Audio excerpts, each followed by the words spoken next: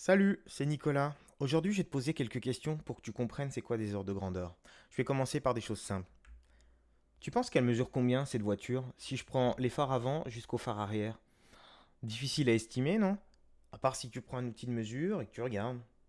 Ou alors, t'as vu beaucoup de voitures et tu sais qu'une voiture, ça fait à peu près 3-4 mètres selon le modèle. Donc tu peux estimer que ça fait 3-4 mètres de long. De la même façon, je pourrais te demander, mais elle pèse combien cette vache?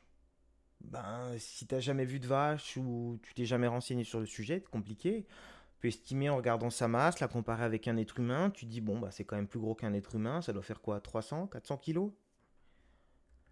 Et la circonférence de la Terre, plus dur à estimer, hein, parce qu'on a du mal de la voir si on n'est pas dans l'espace, et moi je suis pas allé dans l'espace, je sais pas toi, hein.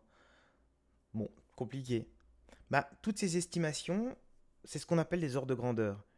Un ordre de grandeur, c'est quand tu essayes d'estimer quelque chose que tu vas pas mesurer précisément. En prenant une balance pour la vache, par exemple, ou en prenant un mètre pour mesurer la voiture. On cherche pas une précision exacte, on veut un résultat rapide et une estimation de ce qu'on peut avoir. Alors, c'est utile en maths parce que ça te permet d'arrondir des nombres, d'avoir des nombres un peu compliqués et de les arrondir.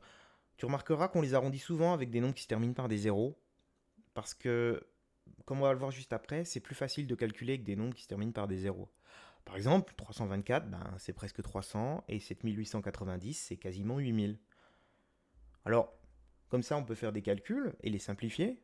Par exemple, 28,9, c'est quasiment 30, et 3,2, c'est quasiment 3.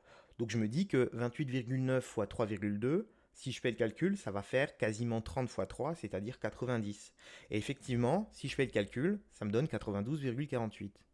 Alors ça peut être utile, notamment par exemple si tu es aux courses. Tu es aux courses, tu as envie de savoir pour combien tu en as dans ton panier. Tu mets un article à 12,82 €, un autre à 5,19 €, tu voudrais savoir pour combien tu vas en avoir en arrivant à la caisse.